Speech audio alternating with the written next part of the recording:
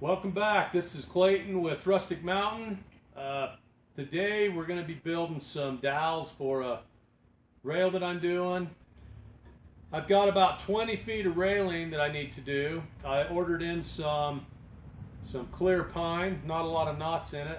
I'm going to cut them into 2x2 little boards, and then I've got an idea that I think is going to work. I ordered a 1-inch router bit, and I think if I was to route all 4 sides of a 2x2, it should come out pretty close to a 2-inch round spindle. That's what I need, so I'm going to cut my dimensional up, rip it on the table saw, and then set my router up, and we'll see what happens. So I'm going to go ahead and cut these at 30.5. Then I'll set up the table saw. We'll rip them at 2-inch by 2-inch.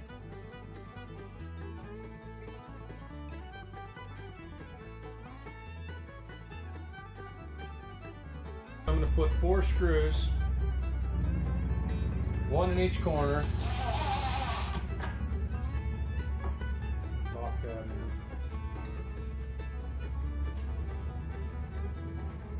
And then I can back the screws out. Let's see what I like that. That's just a hair tall.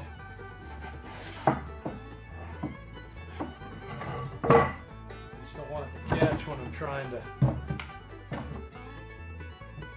Just take that one and just. So now we'll use the fence along with this, and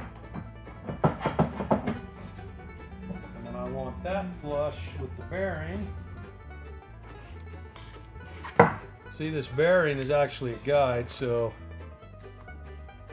that is too much clearance because we've got a gap here, so we'll push this fence over to where it rolls on the bearing but doesn't have a gap.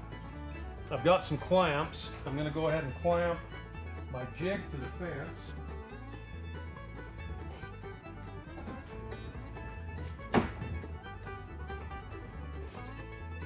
By attaching the jig to the fence, I can adjust just the fence and everything's going to move with it. So I think that's close right there.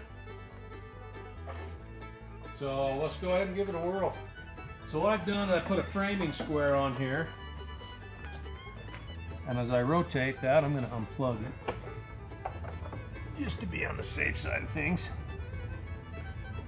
Put it right to the edge of that bit. See, I'm not hitting.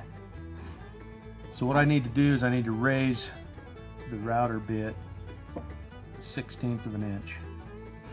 And I think I've got that much adjustment on the bit itself, because that's what's given me, and the dowel isn't perfect, but for my first dowel I would say that's pretty good, because I actually have another machine called a pole sander that I can send that through and it'll sand that down perfectly round. If you look at the end of this, I'm just a little shallow because the bearing is riding on there, but it's not quite giving me a full radius. So I think if I raise the router even, let's see, well, it looks pretty close.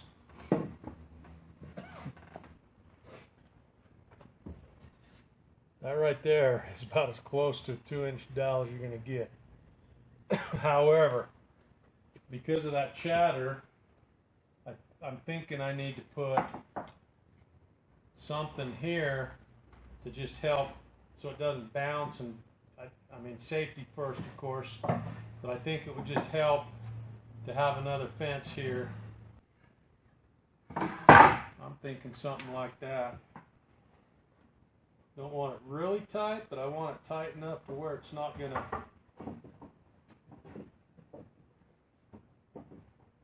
give me that chatter, but not so tight that I can't push it through there. So I'm thinking something like that. Here, Terrence, we put this one on that side.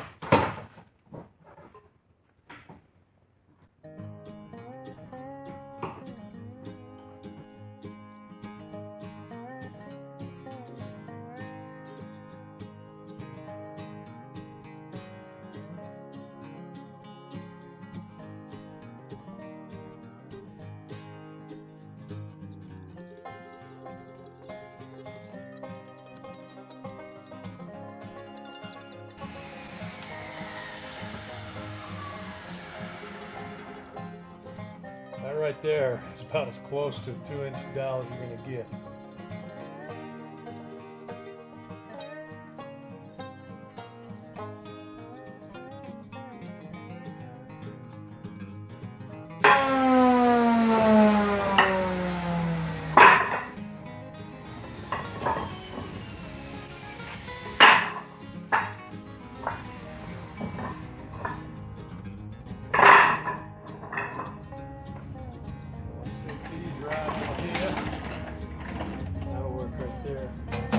This machine here is worth its weight in gold. This is a pole sander. It'll sand up to 48 feet a minute round stock. And I've had this for probably about 20 years. It's been a good machine. I've rebuilt a few bearings and done some upgrades to it, but new switch.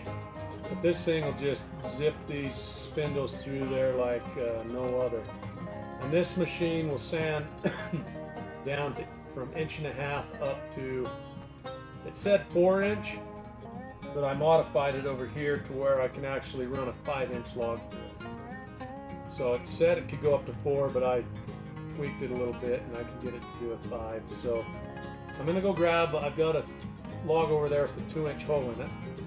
I want to use it for a guide and make sure that we're sanding down right.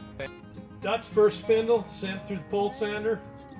Fits my 2-inch hole perfect.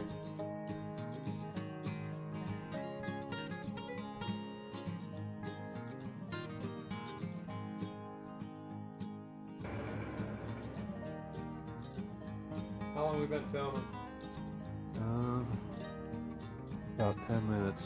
So it took us 10 minutes to sand 45 of those spindles, and they're 30 inches long. So you can do the math. That's quite a few feet in a short amount of time, and we ran them through probably a minimum of 3 times each. So that's it. It'll sand up to 48 feet a minute. So I do know that. So there you have it. Put a